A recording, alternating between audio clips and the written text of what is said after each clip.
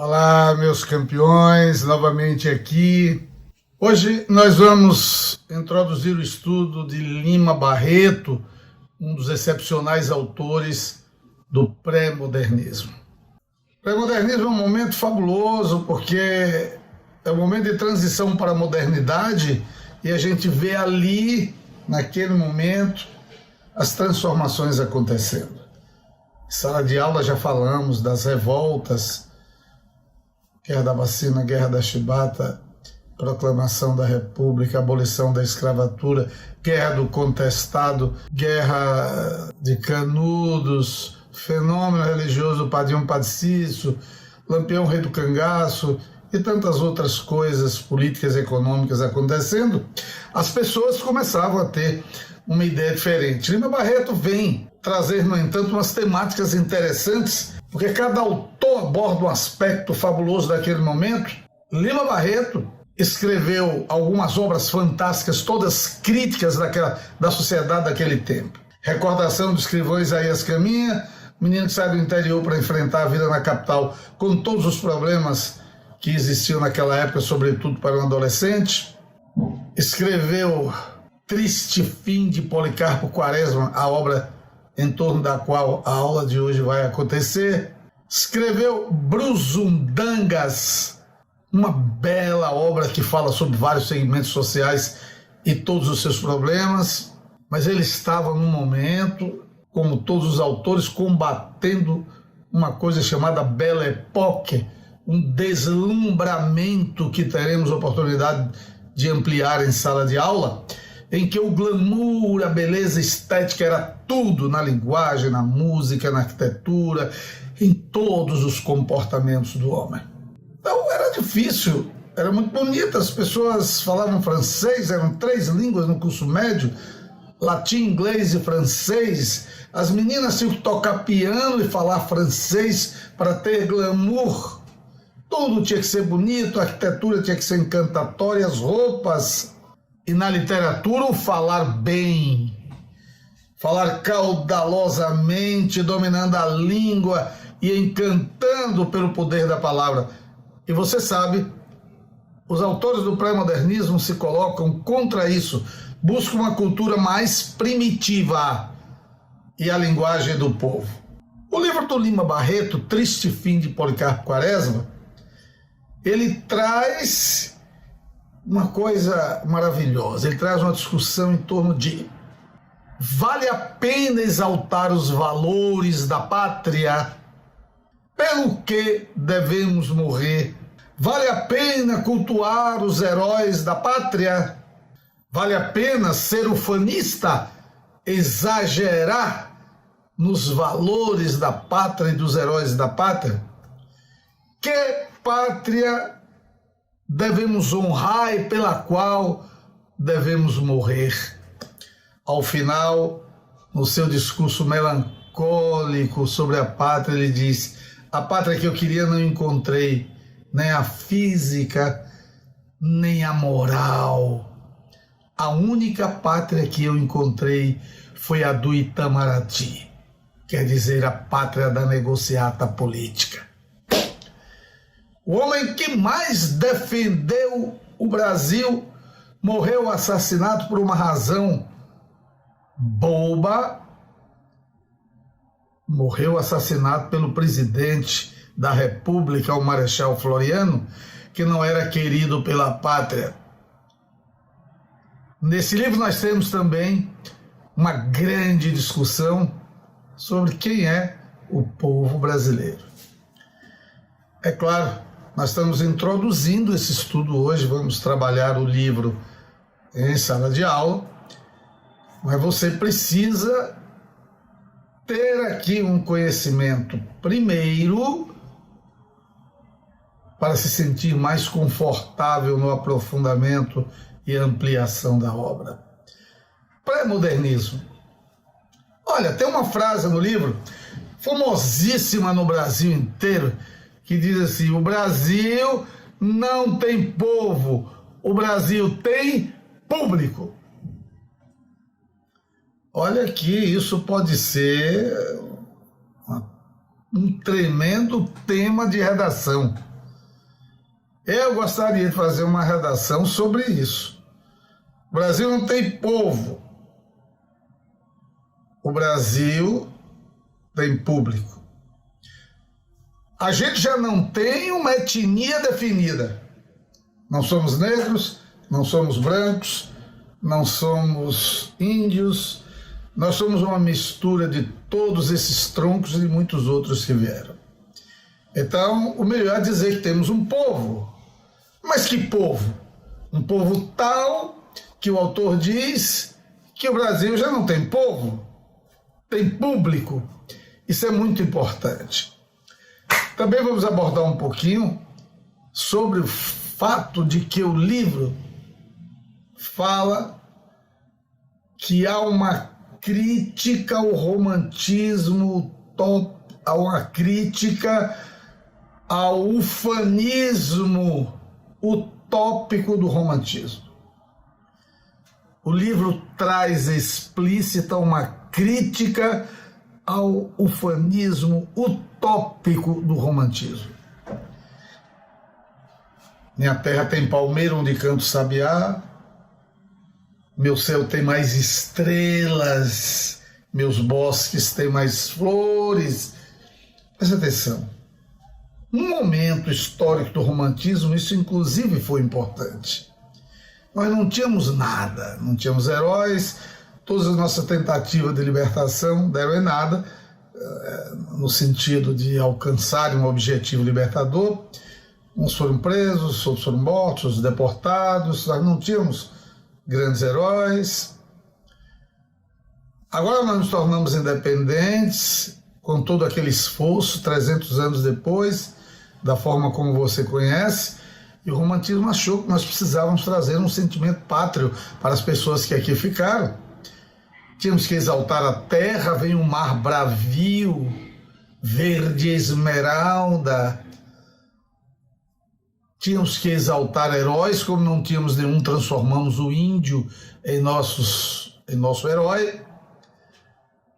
Nós finalmente fizemos um romantismo utópico, quer dizer, nós exageramos tudo, idealizamos a pátria para termos um sentimento pátrio. Mas agora, nesse momento de pré-modernismo, nesse momento de transição para uma literatura 100% nacional, há uma tentativa de mudar o nacionalismo utópico, ufanista, para um nacionalismo primitivista. Quando você nasceu, sua mãe cantou a maior canção do mundo, a canção mais bela do mundo, a canção de Niná, francesa, de Brahms, chamada Berceuse. Lalari, larari, larari, larari, larari, larari. Pois é, a partir daí do pré-modernismo é boi da cara preta. Boi, boi, boi, boi da cara preta. Por quê? Porque é raiz nacional, porque é composição nacional. Nós vamos sair daquela estética da Belle Époque, que se considerava a literatura, o sorriso da Belle Époque. A literatura vai deixar de refletir esse senso estético para traduzir as raízes nacionais e criar um novo nacionalismo, um nacionalismo em que sejam exaltados os valores da terra, as pessoas da terra e a nossa produção cultural. Você vai ver, vai ser uma briga na primeira geração moderna. Nós vamos ter 3 movimentos nacionalistas, o país será dividido e a literatura trabalhará com essas correntes criadas com o nome de nacionalismo tal, tal e tal. Nós vamos aprender, para não misturar agora, e vamos tecendo um novo nacionalismo em cima da tessitura de uma nova pátria política e econômica também. Lima Barreto nos traz esse grande questionamento e nos deixa claro que aquele momento histórico foi o momento em que o Brasil esteve em busca de uma nova identidade. O livro do Lima Barreto traz então algumas questões que nós podemos falar aqui sem propriamente descer as considerações gerais do livro, mas dando a você o que é o livro dentro do pré-modernismo e o que ele é para o Brasil. Dentro do pré-modernismo, ele é mais um livro que vai trazer um aspecto muito rico de mudança, propiciando a todos a expectativa de uma nova visão da realidade. Por exemplo, nós vamos acabar com o herói, o super-herói. No romantismo, eram todos heróis e super-heróis. Claros, de olhos azuis, honrados, fortes. Quando não venciam um vilão, então morriam ou suicidavam porque não podia viver sem amor, ou venciam e eram felizes para sempre. Agora não vai existir mais isso. Agora não vamos mais dizer verdes mares bravios da minha terra onde canta a jandaia. Agora nós vamos dizer a caatinga vermelha crepitava o calor do sol. Fabiano, se a Vitória, menino mais novo, mais velho, e a cachorra baleia andavam pelo leito seco do rio. Agora é a realidade nua e crua, tal como ela é. Discutindo uma questão que não é mais romântica, é política, é social, é econômica. Lima Barreto vai com este livro nos apontar para esse caminho. Vai mostrar que não adianta mais aquele nacionalismo utópico de viver exagerando, exagerando, exagerando, porque a pátria precisava de protagonistas reais para uma transformação real. Vamos lá, quando ele diz que nós não temos povo, nós temos público, é verdade. Se isso é assim hoje, vou deixar essa discussão com você, podemos retomá-la em sala de aula. Mas nós temos aquele público que gosta de aplaudir qualquer coisa. No tempo do Policarpo, ele passava pela rua e os jovens gritavam: Major, qual é o maior rio do mundo? E ele respondia: o Amazonas, é claro. E havia uma gargalhada enorme. E depois dizia: não, Major, a geografia diz que é o Nilo. E ele disse uma coisa que é uma coincidência, é claro, mas que vai acontecer depois. A profecia. Ele disse que o maior era o Amazonas, porque os pesquisadores não acrescentaram alguns quilômetros que o rio ainda tinha. E de fato isso aconteceu e o Amazonas é o maior rio hoje, como é a maior bacia fluvial. Mas para que o autor colocou isso? Não é uma mentira qualquer. O autor colocou o Policarpo como um romântico inveterado. Para ele, tudo do Brasil era melhor. Então, o povo vai dando gargalhada, o povo não se importava. O povo gostava da festa, de ridicularizar, de sorrir, de gozar aquele momento hilário de ver alguém defendendo a pátria de maneira tão exagerada. Ele não vai fazer discípulos. Ele vai encontrar uma ou duas pessoas que no estudo do livro nós veremos que o apoiaram e por quê e qual o valor desse apoio. Lima Barreto, fantástico, diz que há uma crítica. Porque nós temos uma necessidade de amor a esta pátria, mas nós amamos de forma errada, de forma apaixonada. Nós nos entregamos à pátria dizendo que o Peri lutou contra 200 índios, que o índio é lindo, encantador como ninguém é, ninguém foi igual a Paraguaçu, ninguém foi igual a Iracema, ninguém lutou como o Peri. Nós fizemos isso quando o índio vivia morrendo atingido por bactérias e doença venérea, de assassinatos e de escravatura também. Mas na literatura ele era lindo, encantador. O Major vai tentar fazer o bem, o Major vai tentar ser um homem bom, mas era romântico. E esse romantismo exagerado não cabia mais numa pátria que se desenvolvia para o futuro que nós estamos conhecendo hoje, para competir internacionalmente, para desenvolver seu setor produtivo. Policarpo maravilhoso. Dentro do livro, Policarpo faz 3 projetos para o país. Que coisa interessante. O primeiro projeto, o projeto cultural, você sabe, os jesuítas começaram a ensinar aqui Tupi-Guarani. Não foi por amor ao Brasil, eles dominavam as plantações de cacau no Amazonas, de pimenta do reino, eles dominavam os índios. E o Marquês de Pombal, sabendo que ele tinha segundas intenções e que traía a coroa portuguesa, botou todo mundo para fora em 1759. E o que se chamou língua geral, que era o Tupi-Guarani, que estávamos começando a ter, nós perdemos, e ficamos só com a língua do colonizador. E neste livro, emblematicamente, a personagem Policarpo Quaresma manda uma carta para o presidente Floriano Peixoto para que ele trocasse a língua portuguesa pela língua Tupi-Guarani e faz excelentes argumentações para esta finalidade.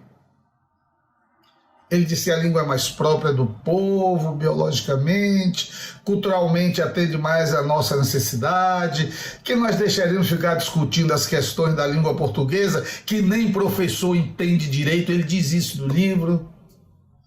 Além do que, diz que nós nos libertaremos da língua do colonizador. Encontra até um índio na Câmara que diz, lá do Rio Grande do Sul, índio, meu avô foi cacique, muito influenciou para a cultura nossa, e bateram nele, fizeram calar. O outro perguntou, eu estou nu, alguém está me vendo nu aqui? Se eu não estou nu, como eu posso andar por aí com as partes pudendas balançando? O outro gritou, Policarpo, como eu posso fazer um projeto, lançar uma lei em língua de bugre? Foi terrível a reação. Não havia um sentimento de nacionalismo. Será que há hoje? Será que efetivamente ainda somos públicos como fomos naquela época? Não deu certo, ele foi preso como maluco, ele foi mandado para o manicômio, olha só. Depois ele sai do manicômio, ele compra um sítio e ali ele vai se dedicar de corpo e alma à agricultura. Ele tem este projeto maravilhoso, projeto de que o Brasil precisa, um projeto agrário. Uma reforma agrária. Quem foi que fez reforma agrária no Brasil? Ninguém. Eu não preciso dizer aqui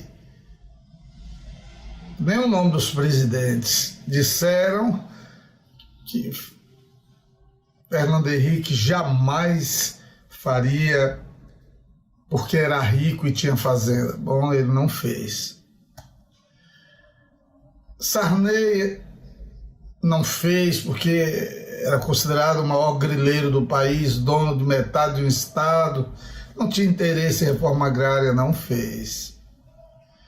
O presidente Lula, o presidente mais bem votado do Brasil, pobre, que veio de uma região pobre, uma região nordestina de Pernambuco, Garanhuns.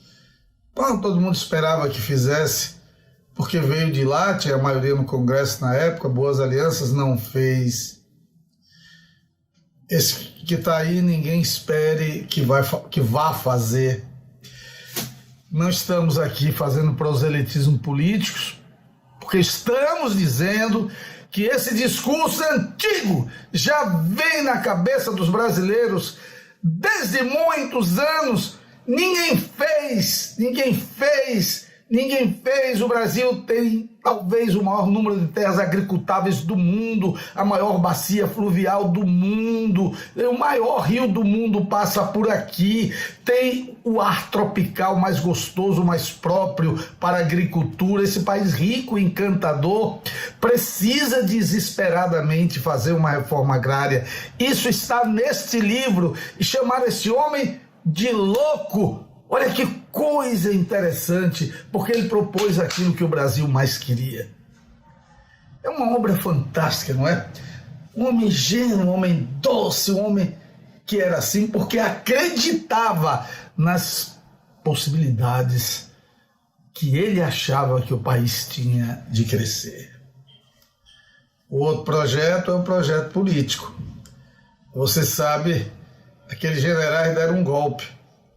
Na República, quando você estudou República com o seu professor, disse lá que o povo assistiu bestificado. Pois é, e 3 generais se sucederam.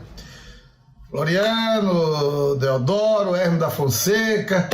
A República foi tão boa, entre aspas, que nós já tivemos 8 constituições, uma foi emenda, mas a metade bem dividida, 4 promulgadas e 4 outorgadas. Nós não tivemos nenhum sucesso com a República, que todos os autores falam mal. Mar de Andrade diz: nosso grande erro foi embonecar aquela República que chegou fora de hora. Olha lá, está naquele poema dele, O Poeta Come Amendoim, nós vamos estudar. República. Rui Barbosa disse que na República tinha politicalha. E diz: política com politicalha não se combina. A politicalha é a malária dos povos subdesenvolvidos, enquanto que a política trabalha com um conjunto de leis que a edificam. Pessoal, o livro traz essa discussão. A lei que não é aplicada, a burocracia que estraga. Essa é a discussão do livro Trício Filho Policarpo Quaresma, porque ele vai participar da batalha armada. Quando volta, os soldados dele tomavam um tiro, ao invés de seguir a batalha, ele voltava para cuidar, porque era humanista. Prenderam o rapaz, botaram como carcereiro na Ilha das Cobras.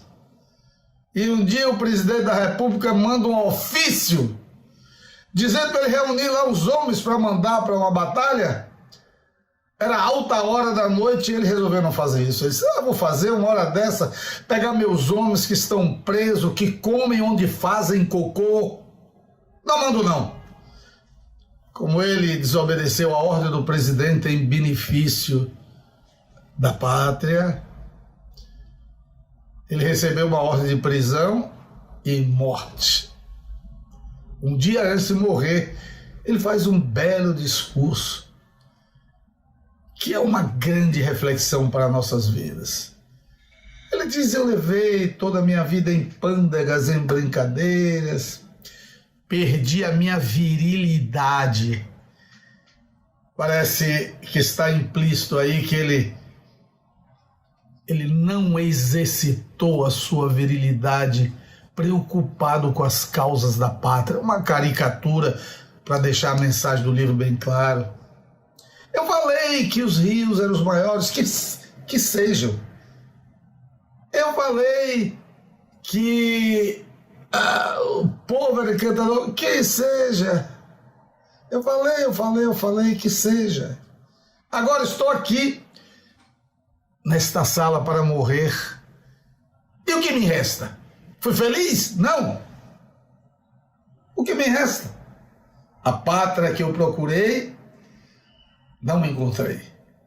Nem a física, nem a moral, só encontrei a pátria do Itamaraty.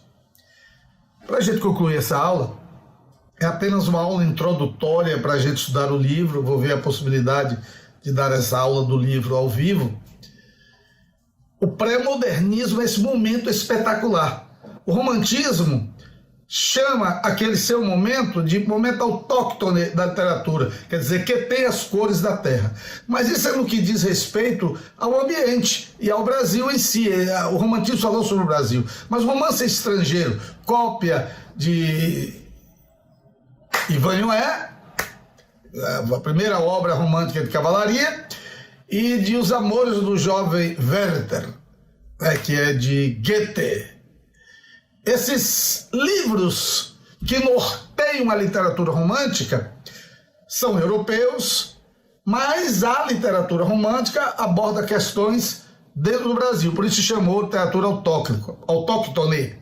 Mas a literatura brasileira começa aí no pré-modernismo. Por quê? Porque não tem mais modelo europeu. Agora eu vou falar sobre o catingueiro, sobre o negro, sobre o escravo, sobre a mulher, sobre o homem que estava na rua segurando o bocapio e foi assassinado. Agora nós temos uma realidade nossa para a qual nos voltamos e vamos discutir as coisas dessa realidade, como você está acabando de ver nessa introdução de meu amigo Lima Barreto. Claro, isso é só um aperitivo para nós estudarmos Triste Fim de Policarpo Quaresma todo, para estudarmos Recordações do Escrivão Isaías Caminha e Brusundangas, uma obra imortal que fala dessas picaretagens que você vê todo dia na política.